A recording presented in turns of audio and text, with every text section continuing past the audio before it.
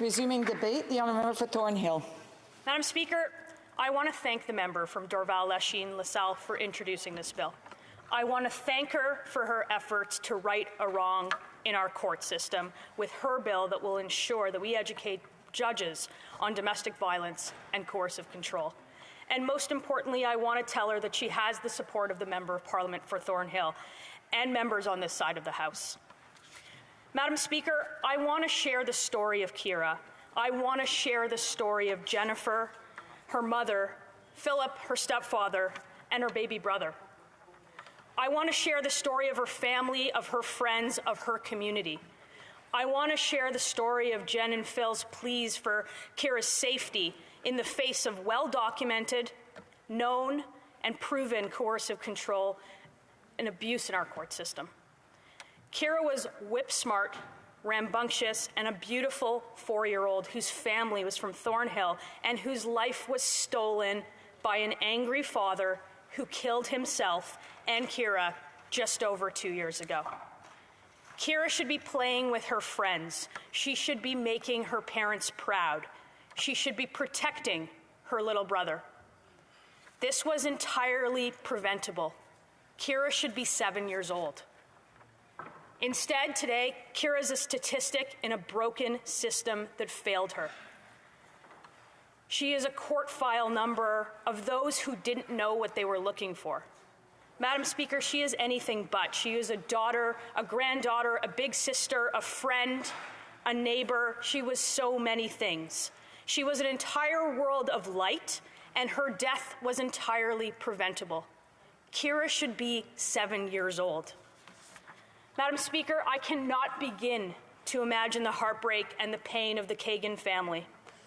Keira's mother, Jen, and stepfather, Phil, in addition to being busy parents, a busy doctor and a busy lawyer, respectively, both have become full-time advocates for changes to the court system to educate judges on domestic violence and coercive control. That's where this bill came from. And while nothing will bring back their daughter, they are on the front lines of ensuring that what happened to Keira will never happen to another child in this country again. That is a tremendous responsibility. For victims of domestic abuse, their struggle to protect themselves and their children is a petrifying reality. Parents place their trust and their faith in family courts to provide child protection.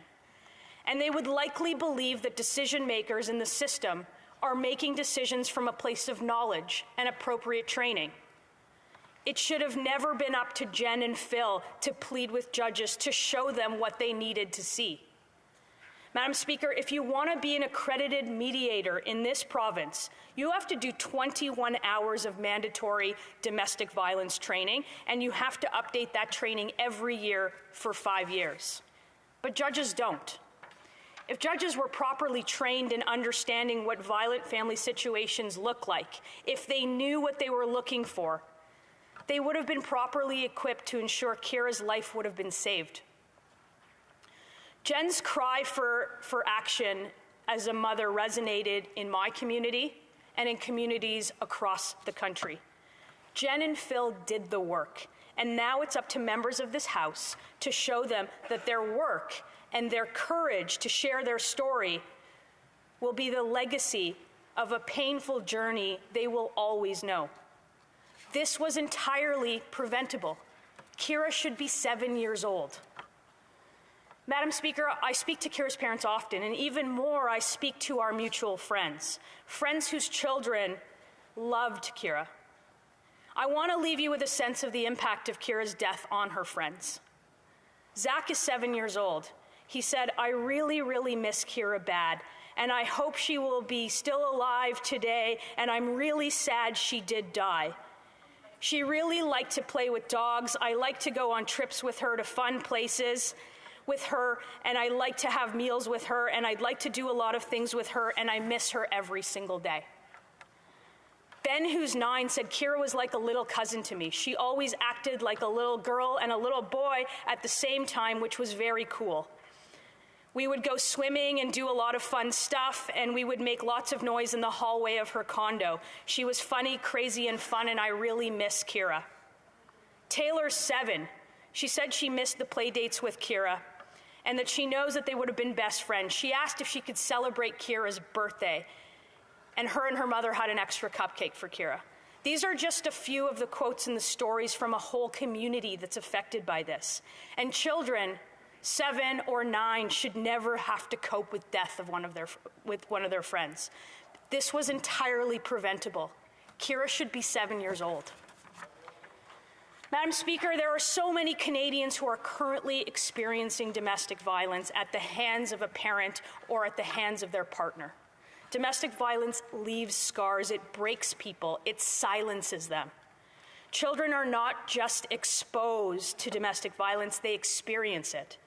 And children who experience domestic violence have higher rates of mental health issues, of anxiety, of depression, of panic attacks, of eating disorders, the list goes on.